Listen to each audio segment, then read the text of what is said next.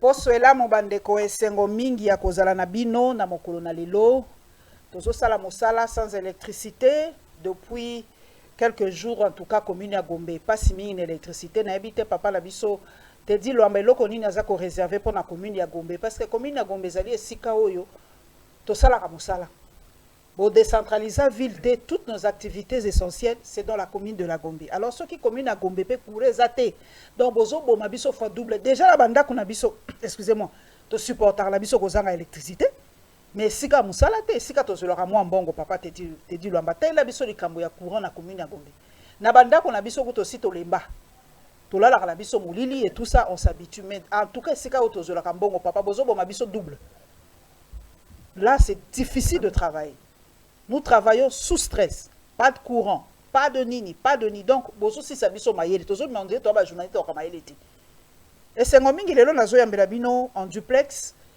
Papa la biso Thierry Mokelekele azakuna na mboka au Grand Katanga na ye to solola ndenge to mesana masolo ya mboka na biso. Et c'est ngomingi papa Mokelekele. Merci maman et c'est ngomingi na bandeko balandaka maman la Lyon.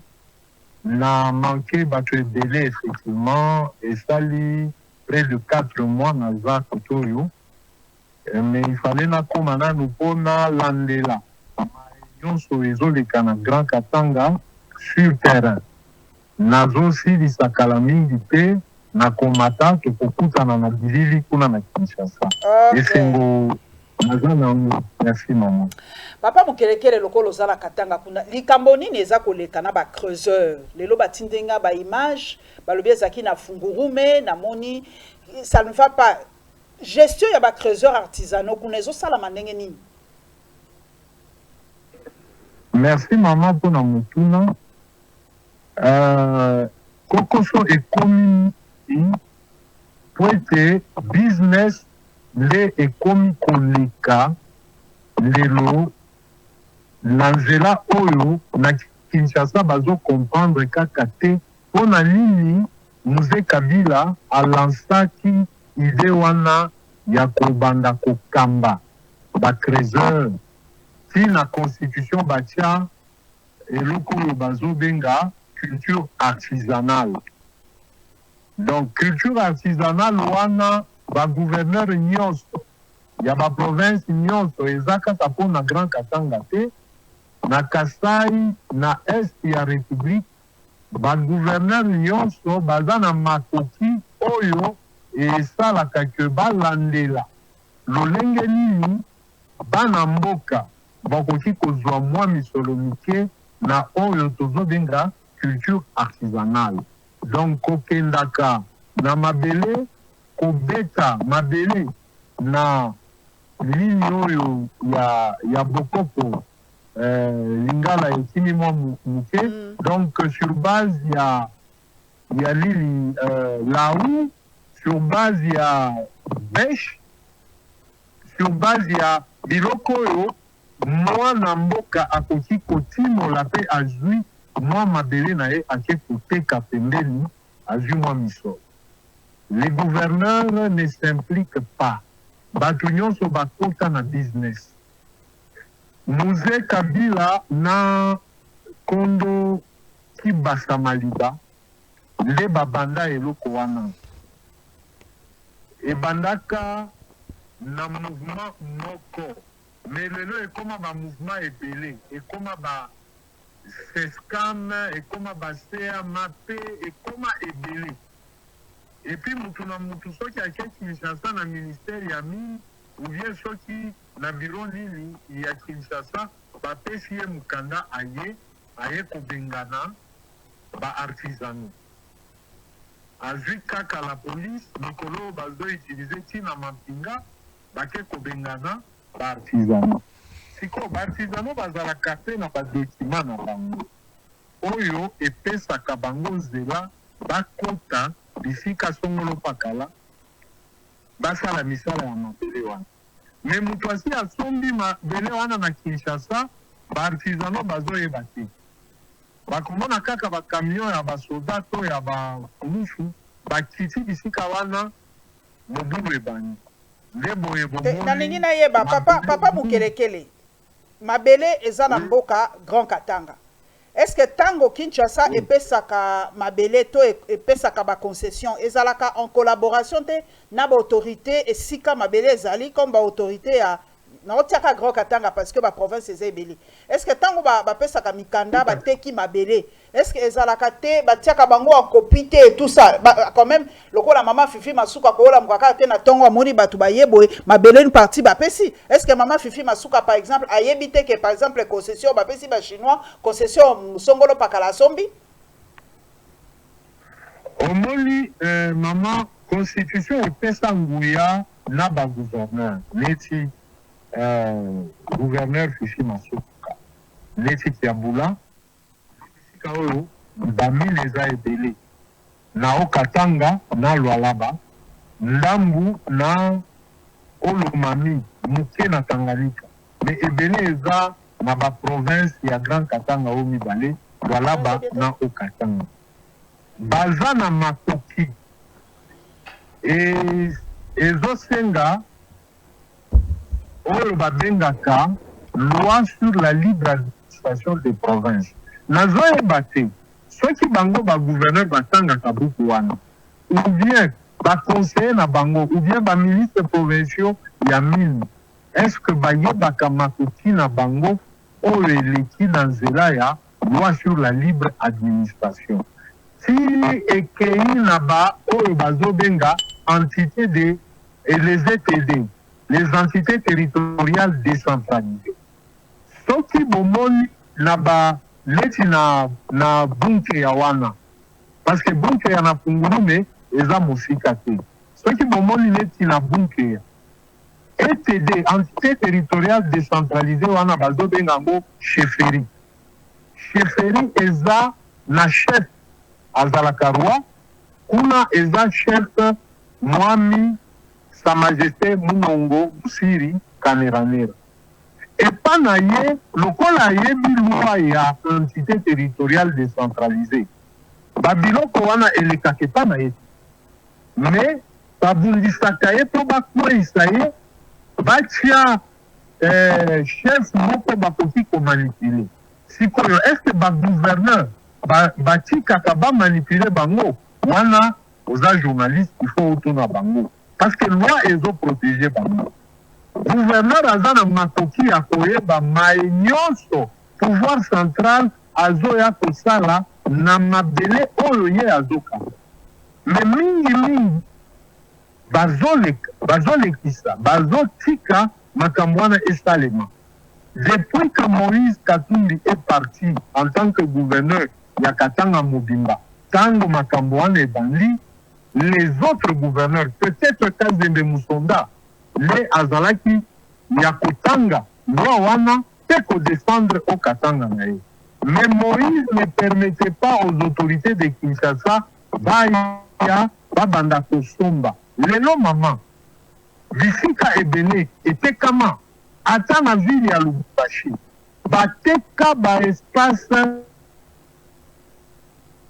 autorité provinciale apandaki kosala nini azalaki wati. Donc makambo ya Fungurume wana Mama Fifi Masuka ayebi bien loi sur la libre administration.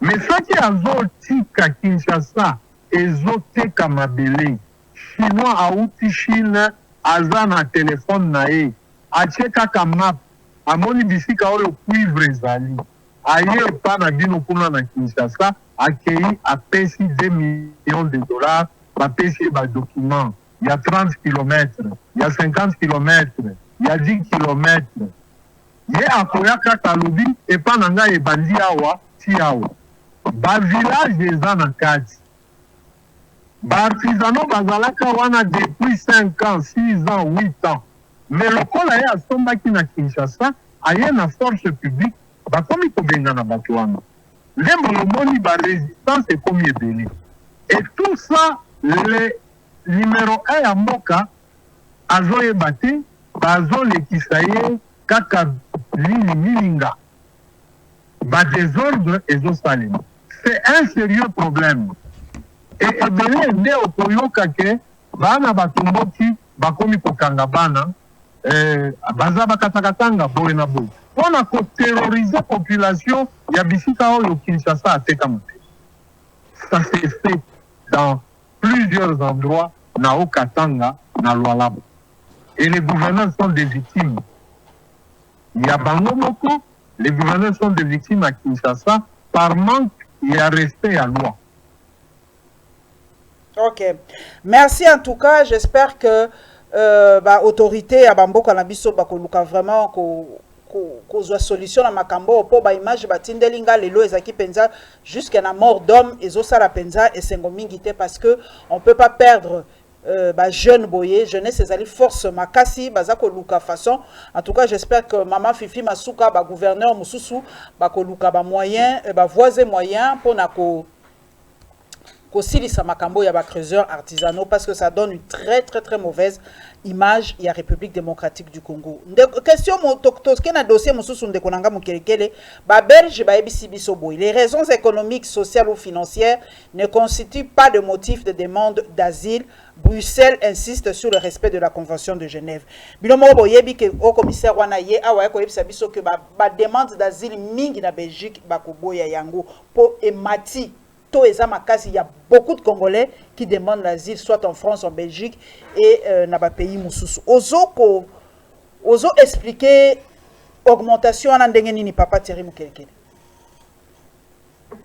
Bien, première observation, la vie au Congo devient intenable. Batu bazole la passe comme ma casse. Na pasi wana pouvoir public ezokokali lisusu te komema bai kongomani lolenge moko.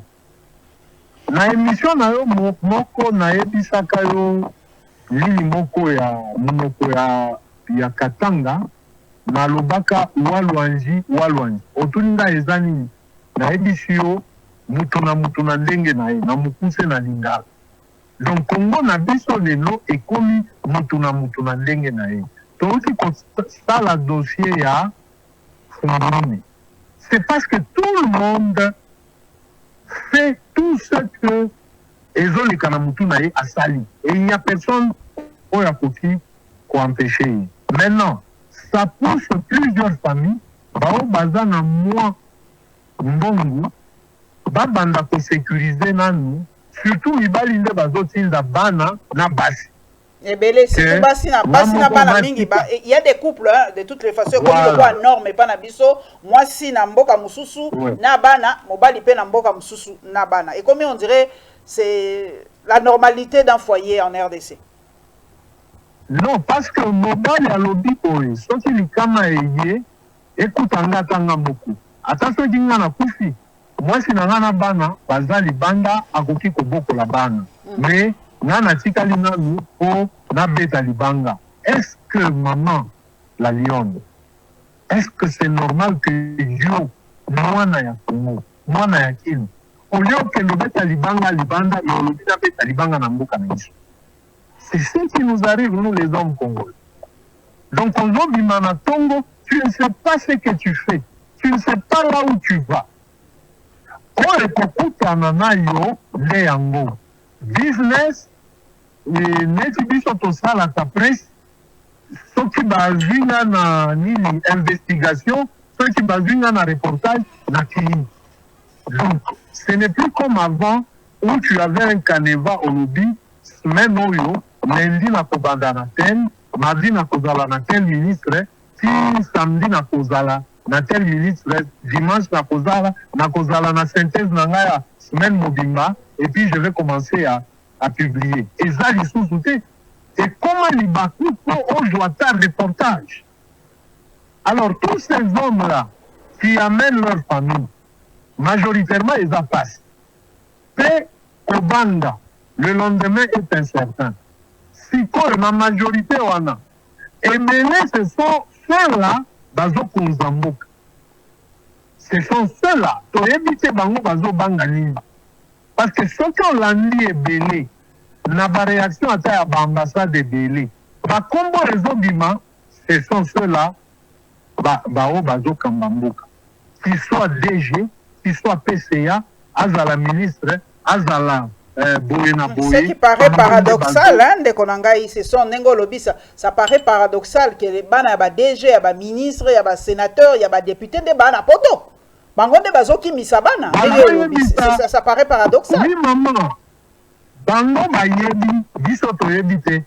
Parce que loko bayebi, bazo signalane kaka bango moko. Mais biso bambulu, ba famille ekotika la kaka na Congo na Kinshasa na bakatanga na biso na bakasai wana bazo ebisa compte eza ndenge te. C'est comme ça que bango ne baza ebele na baliste wana. Le refus, il y a Belgique, ce n'est pas par rapport à la population congolaise. Les Tinganalo Bambou. D'abord, parce que Bamoni, plusieurs responsables à Mboka Congo, par comme Kosenga. Oui, ça paraît quand même, même Yemoko Mundele, Papa Mukeleke, la Kokamo, Yo na DG, Ozo Kosenga Asile. Il va se poser des questions. Moi, il y a ministre, asile. Moi, il y a sénateur. Partout au Kendaka. C'est tout à fait normal. Même un gars que moi, on a déjà asile na poto. Puisque tu as tout ici, ton père est payé 21 000 $, 30 000, 50 000. Au Kosenga asile na poto. Ils ont des problèmes. Et puis, on y va s'engata. Document ya bana bakende là c'est na université basenga ba visa d'études moi basenga ba visa d'études vous comprenez donc bango baza na cop moko ezoleka ou bien ekoleka biso bambulubulu tozoyeba te na États-Unis Donald Trump quand il s'est levé contre ba pays ebele mais biso na ye tozalaki na cop ya malamu. Mais si ma aye kombakisa Congo ya Congo na biso na liste wana ya kopekisa ba Kongomani va kota na États-Unis te. Pona nini? Parce que tango ba checker na liste wana bao balingi kokende États-Unis eza bao bazosala misala ya l'État na mboka mais balingi batika misala wana bakenda kuna. Alors les services de renseignement se demandent mais qu'est-ce qui se passe ici au Congo? Pourquoi la population oyo eza ekosenga baya epa na biso bazosenga te mais bakonzi oyo tozocontracte na bango tozosigné na bango bacontrat bango nde bazosenga asile mais qui vont travailler na biso na bacontrat wana ça pose beaucoup de questions. Ça pose beaucoup de questions. Regardez maman, Suisse euti kozwa masolo oyo ya bandeko na biso ya M23 na bandeko na biso ya gouvernement ya Kinshasa. Mais kaka na masolo wana, demandez à la Suisse combien bakongomani bakosi kuna balingi bakenda kofanda. Donc il y a quelque chose qui ne va pas. Na pe sa précision, biso boye, papa Thierry Mukelekele, sur 2500 demandes d'asile, seuls 14% ont obtenu le statut de réfugié en 2025, contre 10% au premier trimestre 2026. Donc vraiment, même pas 20%, même pas 20%. Voilà, donc il y a un problème, on ne sait pas, ils ont senga bakonzi, neti bao bazotelemela biso bapanzisango kuna na gouvernement bamekako nini bango balingi kobima batika biso na Congo batika biso na nani na mboka oyo elabe salaka ba stratège il faut connexion na biso connexion est dans moi. Je ne sais pas, là vous me captez? Oui. Mais n'a pas d'appel normal et qu'on y a des mbongo et bilé. Appel normal et mbongo. Et qu'on y a mbongo. Tokendeka lango nengwana. Les réalités de la RDC. Voilà, donc, même appel, il y a pas de WhatsApp compliqué. Voilà, donc, merci papa. Maintenant, tout ce sous dossier, moussous. Dans le baraké, le président de la République est mal entouré. Batubalo Baranabiso. Ôtez, vous exagérez, tout ça, le président est entouré des gens très très bien. Dans une quoi, maman Labiso, Eugénie, comment les sous nani bandiko? Eugénie Tchela Kamba. alobi na biso mokonzi ya mboka ifo atikala 52 ans parce que après 52 ans nde tozwi coupe tokei na mondial ayebisi biso boye. Le président Félix Tshisekedi doit encore rester au pouvoir jusqu'à 52 ans vu qu'il nous a qualifiés pour la coupe du monde 52 ans après. Nazo comprendre te soki elingi koloba nini.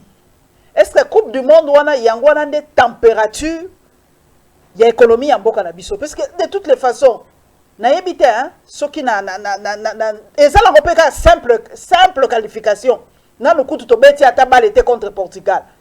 Bon déjà bazo yebisa biso que non atika la lisusu 50 na yebite on veut faire quoi de ce pays. Maman et Jeniti azali azala poste nini na asa nani nano mwasi yango na yebite flatterie asa nani nani et je dis tu es là nani nani vice-ministre intérieur. C'est encore Mon grave Dieu. hein? Très grave. C'est encore une autorité qui parle. Flatterie de l'équipe. Et l'Assemblée nationale ne va pas interpeller Moutou Lolenge Wana pour aya pour expliciter Lolenge Nini. Allons d'abord dans la logique naïe.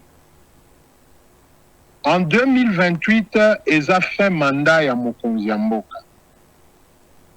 En 2028, Mokonzi Mboka a kozala na depaka kapo akoma na 70 ans. Donc, partout faux hasard vraiment, Satan a sali que va réussir qu'au changer constitution.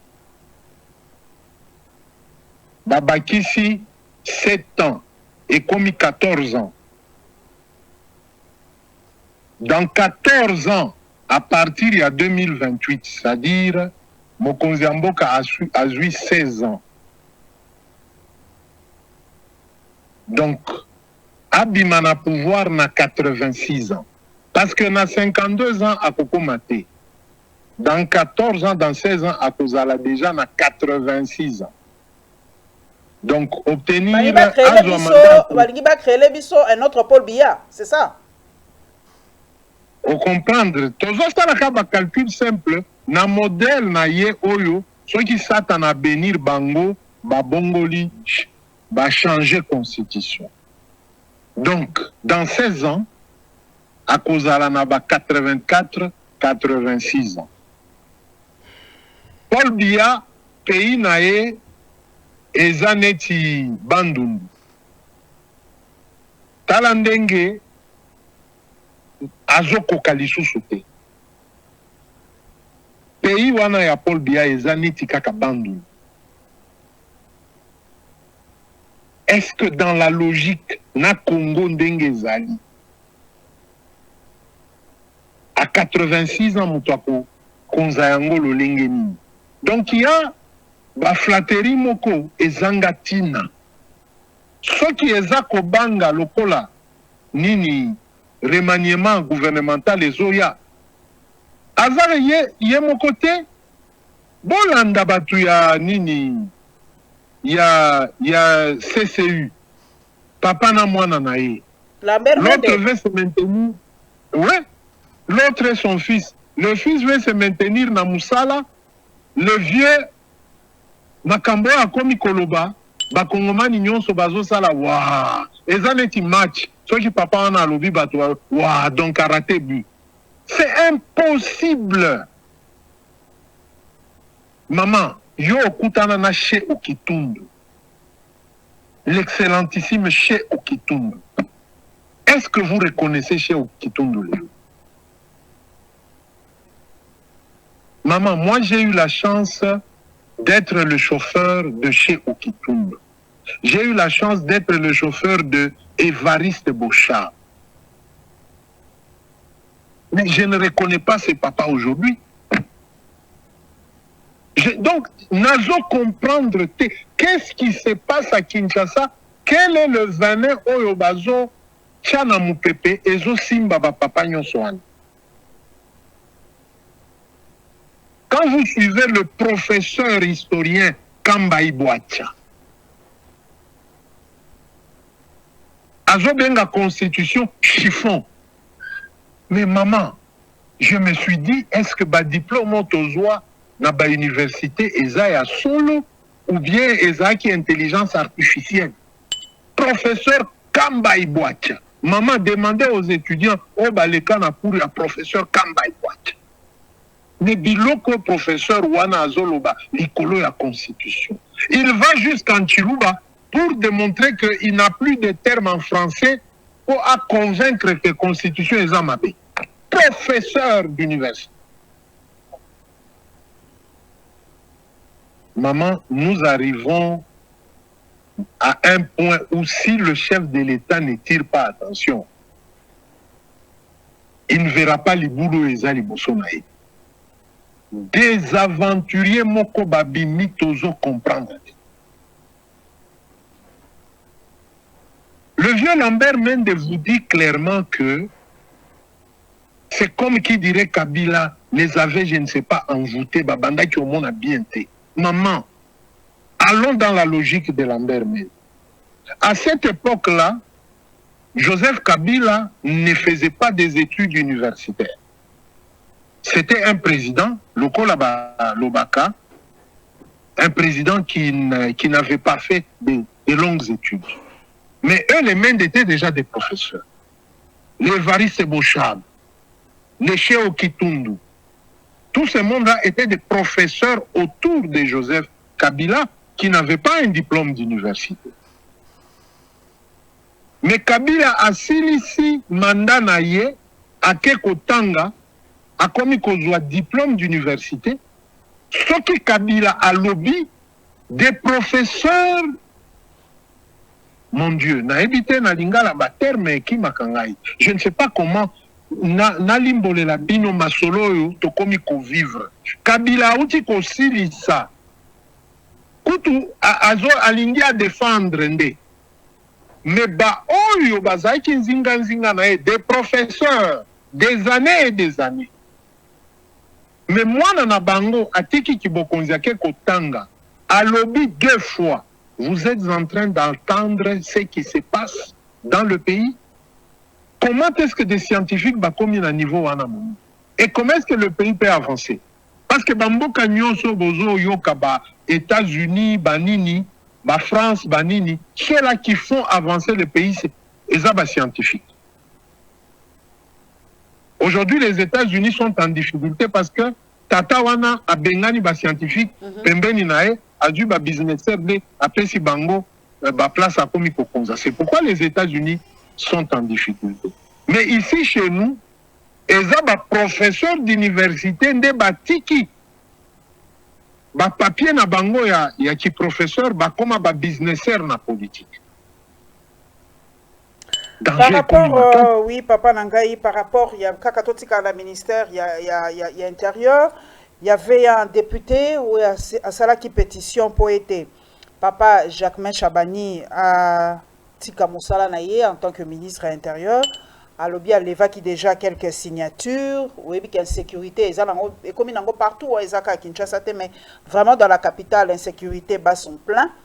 Mais à la dernière minute, nous avons fait l'émission à Longoliango. Donc, motion wana ou signature à Longoliango. Donc, à Kosala Lissoussou et l'autre côté. Bon, nous devons comprendre quel est maintenant le rôle il y a des députés. Est-ce que ce député a-t-il subi des pressions? Parce que, en tout cas, logiquement, en tout cas, façon de vivre en sécurité. En tout cas, Papa Jacques Mal, les quatre questions orales a expliqué qu'est-ce qu'il va faire pour tout ça. Mais à la dernière minute, comment vous expliquez ça? Natanga qui document il n'arrive pas à se justifier. Bon maman, Mboka est comme à la force du progrès. Ceux qui battent la force du progrès, les Français n'ont pas son au petit camp. Il y a solo, hein?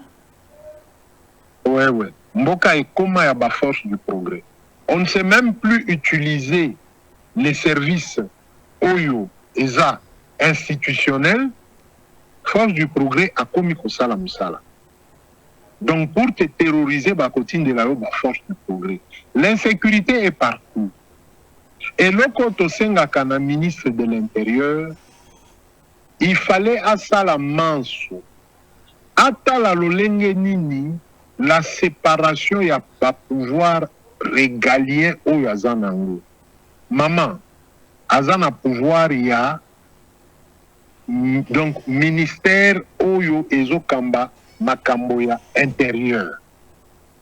Et puis azana makambo oyo bazobenga na lopoto interne. L'intérieur et l'interne ekeseni. Et puis azana makambo ezotala ba chef coutumier. Interne, il fallait atika yango na maboko ya mokonzi ya la police nationale congolaise. Parce que la PNC eza ya makoki na ye, ministre de l'Intérieur.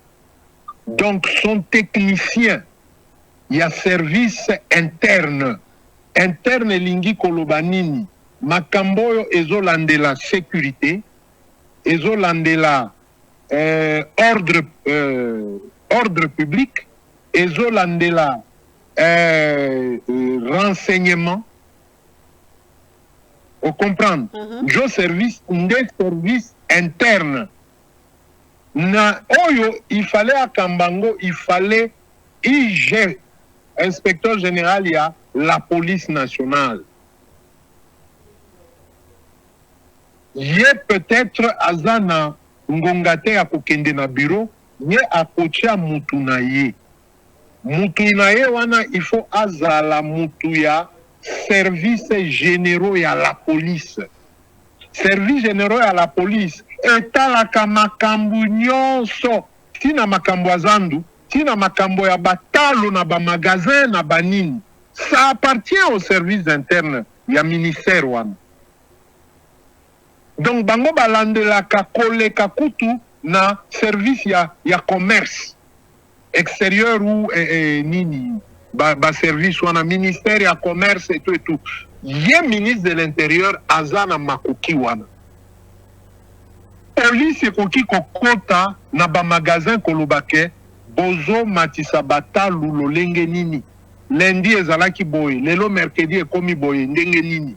Ezana nini wana. Mais lokola baza kosambuyaka kuna bazo sangisaka. Makambo ya ya nini intérieur. Azana secrétariat général ya ministère wana na ye. Koza secrétaire général aza technicien ya affaires intérieures, c'est-à-dire makambo ya ba territoire, makambo ya ba chefferie, makambo wana ya ba mboka mike ya Congo na biso. Secrétaire na général wana ayebiango. Mais si vous n'associez pas le secrétaire général na musala technique, parce que le technicien à ministre aza secrétaire général, aza conseiller na été. Un conseiller, c'est quelqu'un qui vient aza comme courroie. Le conseiller du ministre n'est pas le chef du secrétaire général et à ministère. Conseiller aza neti courroie et à ministre na mae oyo kota na cabinet na ye. Mais sur le plan technique, c'est le secrétaire général et à ministère. Nde azota la makambo ba territoire, bango bazalaka na ba spécialiste pour na masolo ya ba territoire. Sikoyo na nini domaine ya affaires coutumières. Lokola aza na vice na ye aza chef coutumier. Sa Majesté Ndezi Nabanzi. Je pense qu'il est toujours na vice-ministère à l'intérieur. Il devait lui laisser Makambouana à chef coutumier. Et lui reçoit les rapports. Wanande a kozala na makoki a contrôler babiteni na ye wana ona uti kotanga. Mais le kola ezala ka sangisa, c'est comme ça que ça le complique. Il n'a qu'à séparer les pouvoirs, à comment on clair, il peut se rattraper. Il peut se rattraper. Il est en train de pleuvoir à Kinshasa. Merci en tout cas, il y a un éclairage, parmi les derniers dossiers. Eurobond. Oui. Eurobond, Tolanda qui ministre Nabiso il y a finance a expliqué que les alliés vraiment important tozonga dans la scène internationale, to défi mbongo parce que même parmi les priorités figure la modernisation de l'aéroport international de Njili, la construction du barrage de Katendeza parmi les priorités, ya mbongo oyo basengi. Ngana na moto abwania expliquer na no bana mboko ba kolanda peut-être bazo comprendre te Eurobond ezali nini d'abord avant que tu continues. Eurobond des anini. Bon, maman, eloko wana eza ya motuya menamboka na biso et puis na ngonga oyo te. Écolécaté, parce que nous n'avons pas un budget réel. 16 milliards wana ezalaka ba français na ba makomi. Eloko wana eza ba investissement ya ngonga mulai. Mais ba investissement wana il faut bozala na matela. Na bamboka mosusu bazalaka na matela. Réserve ezali papa lobi banque centrale eza na réserve. Matela ezali. Et comment est-ce qu'on va s'y mixer à kokende kozwa un peu de millions pendant que nous avons la réserve? Alors, nous ne sommes pas le seul pays. Bah, question, bah, mituna nyoso batuna ki alobi, bamboka mususu pe basenga, ba Sénégal, bamboka mususu belé, ba infrastructure mi belé batongi, ezali grâce na Eurobond. Donc, biso kutozali parmi ba dernier oyo to sengi mbongo te na canal wana ya Eurobond. Maman, nous ne sommes pas capables de canaliser bambongo et zouta dans le secteur minier, principalement. Toza incapabilité et la caisse de l'État se retrouve vide. Mbongo et zouta, nanini, ba péage, netia wana Katanga, na Lubumbashi, na Kolwezi, péage et futa mbongo et belé. Et Kendaka Kinshasa, on n'arrive pas à capitaliser Bambongwana, neto kendaka kosala et lokwana. Non, je ne refuse pas que Tokoki kosala ngote. J'ai dit que pour le moment, na condition, na finance toza nango, na lolengo bango moko bazo gérer mbongo. Ce n'est pas normal.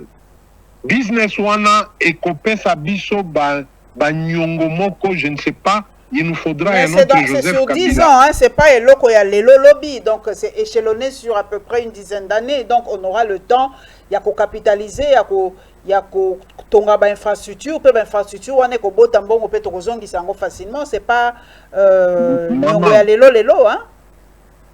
Maman, Nyongo Oyo Kabila atikela bango ya ba chinois. Bango moko balobaki babotoli yango alors que Kabila a tiqué la yango gouvernement congolais. Ils en sont où? Parce que sur échéance wana, échéance ezalaki a 6 milliards. C'est à peine 800 millions oyo il fallait banda kobima. Et bimaka 300 millions. 500 millions eza wapi? Mwandambu oyo ekoma na 1 milliard 300 millions eza wapi? Pona nini na ba chinois to koma te ata na 2 milliards ou bien na 3 milliards parce que l'échéancier était de 6 milliards, les Kabila voulaient discuter à 8 milliards, ba chinois bakala. Mais pourquoi ce pouvoir n'a pas voulu kozongela 8 milliards? Tozo 8 milliards ya ba chinois wana batongela ba poursuivre kotonga. Chute Katende, c'est un projet déjà qui était financé. Mbongo eza wapi ya Chute Katende. Siko bako kende kuna na ba Eurobond na bango wana bazwa lisusu mbongo ya Chute Katende. Les maisons préfabriquées oyo nini masa na biso Israël Mutombo akenda ko filmer na Kasai wana. Où est-ce que on en est? Donc il faudrait pas distraire les Congolais. Na biloko moko ezo compliqué population. Kaka ndengo lobito mekakoli molela ba population elingi koloba nini. Mais ça complique les populations pour rien. On a de l'argent ya ba chinois. Tosili nanute. Tenke fungurume, il y a de l'argent. Les Américains là avec l'aventurier de Donald Trump, ils ont promis mbongo belé. Pourquoi on ne peut pas se focaliser na bambongo wana pour Bakongomani va vivre réalité. Est-ce que ça sera vrai que Mbongo et Kouta États-Unis, les Congomani a profité en gros? Maman, je vous rappelle que Joe Biden avant Akende, Ayaka en Angola. Quand il est venu en Angola, c'était pour le projet à Nzela et à Massoua. Il y a l'obité. Oui, l'obité, mais ils n'ont pas voulu que Bisoto Tonga Nzela ya Makadam. Bazoya ndena Nzela ya Massoua, eleka epa na biso ekenda na Zambie. Et les constructeurs seront américains. La main d'œuvre est kozala angolais na zambien. Nous n'avons pas discuté sur la main d'œuvre locale. Et puis on n'a pas discuté écoleka na village nini. Est-ce que ces villages-là seront indemnisés? Village on a bako déplacé bango na kilomètre boni. Est-ce que nini bilanga na bango? On va indemniser? Comment ça va se passer? Ça, on n'a pas discuté. Ni ministère des Affaires étrangères, il fallait bengi satata wana ya ba finance, bakendaka ko discuter, koyeba qu'est-ce que le Congolais va recevoir en termes de misolo pour bako déplacer ba village. À l'époque belge, le Belge travaillait na ba chef de terre, na ba chef coutumier. Yakolobake toko déplacer village oyo pour toleka awa parce que objectif na biso tolingi tokoma na mai. Et on payait des tribus. Chef de terre a organisé na nini village naye à déplacer, à délocaliser village. C'est comme ça que les Belges ont réussi. Atawa na Lubumbashi, rivière Lubumbashi, oyo batu bayebi pe bakoleli yango, rivière Lubumbashi ezalaka wana te. Rivière Lubumbashi est le cas dans centre-ville ya Lubumbashi. Ce qui est comme à Lubumbashi, niveau yo babengaka poste, ne bisika o rivière et le cas. Pe chef Shindaika zalaka wana. Ba Belge ba négocier na ye, ba tindika chef Shindaika na Rwashi, to ba dévier rivière et kenda na usine et bandaka kosalisa nini ba minéré wana. Donc ça se prépare, maman. On ne doit pas dire des choses net à l'université, bozo ebisaba étudiant. C'est le peuple. Tant que bozo beta masolo na peuple, il y a beaucoup d'analphabètes, il faut bozala kanaba terme oyo, ce qui population ayo qui akondima yango. Kembongo zoya ezapo na bino, bino toko bimisa bino na wabongo kenda kuluka bilanga bisika mosusu. Toko tongela bino école, toko tongela bino hôpital, boko banda ko kende lisusu na kolwezi te, boko banda ko zwa baswe na bino awa, ba école ya bana na bino kozala awa. C'est ce genre de message qu'on doit amener aux villageois. Zinga ya kolwezi. Mais bayebi te, sikoyo ba memeli biso eroband soki nini wana, bakoyeba lisusu ndenge nini mama na. C'est un sérieux problème. Est-ce que ça m'a bé ko defambongo par eurobondango? Et ça peut moi façon kaka ya kozwa moi mbongo te dans l'immédiat ceux qui va sali lever bon on benga ngondengo dans un terme assez terre à terre, c'est un peu comme genre lever de fonds bazui pour bazana besoin ko sala eloko te ozalo ko OK ko defate mais okozongi ça. Maman, eza mabe na zongeli eza mabe maman. Nous avons des investisseurs capables ya kopesa mbongo wana basi ba se déclara. Les Américains sont là. Les Chinois baza déjà panabiso. Papa Alingete, il était allé vérifier Makambo ya ba Chinois wana. Quel est le rapport financier ya Papa Alingete? Mais c'est que le ministre nous dit. Pour la gestion de ces 1,25 milliard de dollars d'eurobonds, le gouvernement promet la transparence avec en garantie le suivi des projets par le PNUD RDC, selon le ministre des Finances, qui ne fait pas le milliard, mais la crédibilité certifiée, la reconnaissance des efforts de notre président Félix-Antoine Tshisekedi et l'entrée très réussie de la RDC dans la finance internationale. Et ça, kaka 1 milliard, on ne manque pas le 1 milliard, mais bazongi c'est biso crédibilité na biso sur le plan international. Azo célébrer un C'est milliard. une bonne chose. Nalandaki yango na chaîne Moko internationale que la RDC vient de rentrer, mais nakotanga nayo kite ke alobi makambo parlement congolais. Atangi PNUD, mais il n'a pas cité le parlement congolais. Vous voyez, madame, c'est pourquoi je vous dis que il faut bayaka ko impressionner Mokonzi Mboka te na ba français belé. Hein? Nous avons le parlement qui doit faire le suivi. Et ce projet-là, est-ce qu'ils l'ont fait adopter que to engagaka Congo na biso na eloko wana? C'est le parlement. C'est le parlement. Atangi kutu atake tozalaki na ba réunion wana na commission moko nini président ya parlement, c'est-à-dire Samana Boji bapesaki biso batu ya Sénat Assemblée nationale tosalaki na bango musala boye na boye. Bon, peut-être qu'ils ont fait, mais dans son message, il est en train d'omettre le parlement. Dans tous les pays civilisés, dans tous les pays civilisés, vous ne pouvez pas engager République Mobimba sans le parlement, sans que parler. Dans tous les pays civilisés, même chez Kagame le dictateur. Masolo ya Congo, Kagame alekisa yango na parlement ba adopta bandimela ekekenda. Lui le dictateur. Mais maintenant chez nous, qu'est-ce qui se passe? Et les députés bazana makambo susu, bazana changement à constitution. Makambo ya motuya, les députés n'y sont pas. Et puis, naebite maman, tu es une grande journaliste. Masolo oyo, oyoka yango na conseil des ministres, ou bien tata na biso wana ya communication abeta yango, disolo yango, erobondo oyo, oyoka yango.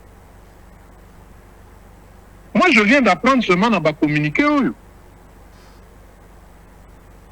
La loi exige que Makambu Nyonso ait les cana conseil des ministres, le conseil des ministres adopte, et par conséquent, le Parlement doit être informé, et puis vous progresser.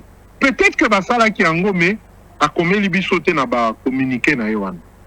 Mais je doute, parce que si c'était fait, na Parlement cause de la kaba journaux wana ba komaka Makambu Nyonso.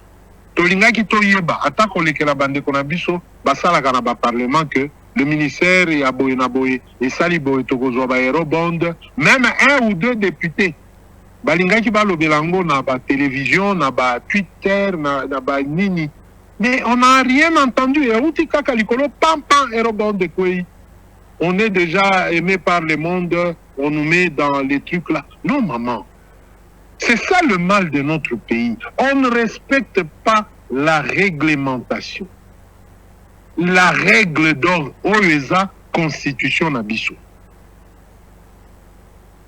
Nous ne pouvons que souhaiter que la lolenge wana. Mais tozongela, ba norme. C'est ça notre souci. Merci beaucoup. Tozongela, norme.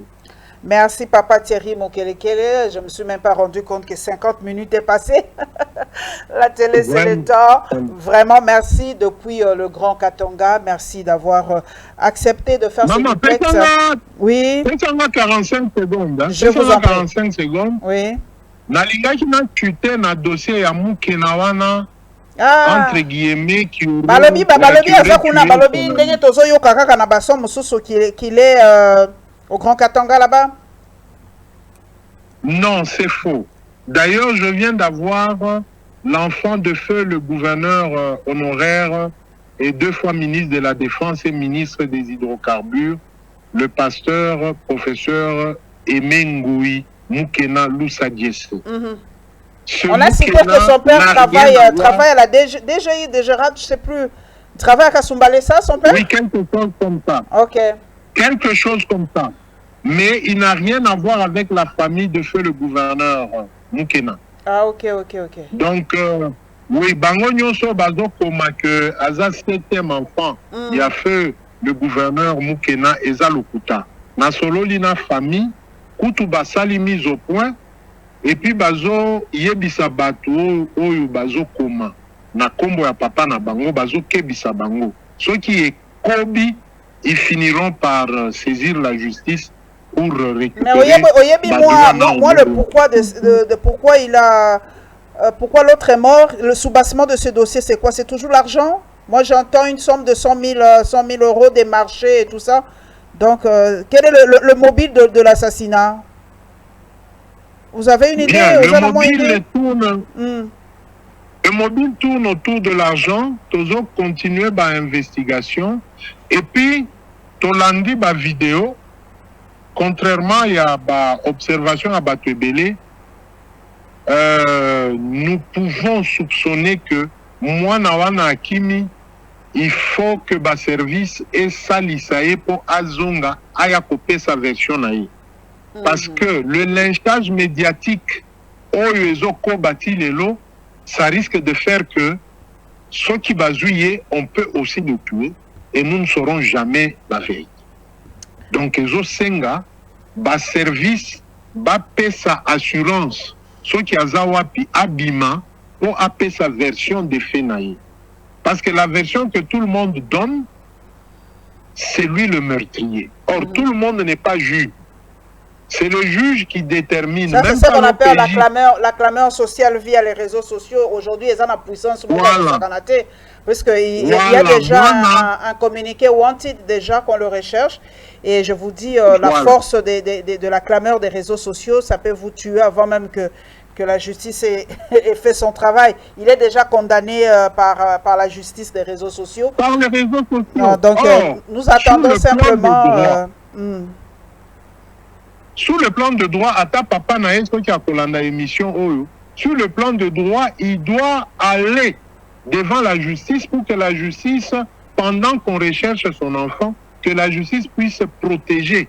Puisque papa Thierry Mokelekele, on dit chez nous, l'infraction est individuelle, mais j'ai l'impression qu'on ressort, comme Bimisa, maman, papa, leki, bandeko, c'est un peu salir un peu la famille. Hein? C'est ça le malheur. C'est pourquoi je demande à la famille d'aller en justice. Pour la protection à moi, qu'est-ce qui s'est passé pour Elokwana Elika? C'est le juge qui va déterminer degré à criminalité à moi. Ce n'est pas les réseaux, ce ne sont pas nous les journalistes. Et puis, vous verrez même, j'ai suivi même certaines réactions et agents de services de sécurité qui concluent aussi directement. Nous, on doit faire les investigations, on doit retourner dans l'hôtel Wana. Est-ce qu'au niveau des services, on a déjà placé l'hôtel Wana dans le périmètre de sécurité? Non, pas du tout. Hein. On doit placer l'hôtel dans le périmètre de sécurité pour ne pas perdre les indices. Parce que moi, il faut que Zongana y na Bisika Wana pour remonter l'histoire. Bon, on peut tourner une autre émission. Sur ça, il n'y a pas de souci. Merci Thierry Mokelekele, merci d'avoir accepté de faire ce duplex Nabiso, Talakaka, Kinshasa, Makambo, invité Farena Yamba, Boulape Bandi, transport Pepasi. Bon, au moins, hein, la magie du net, la magie de la technologie, on a quand même fait cette émission avec Thierry Mokelekele depuis le Grand Katanga. Abonnez-vous massivement et que Dieu soit avec nous et à très bientôt.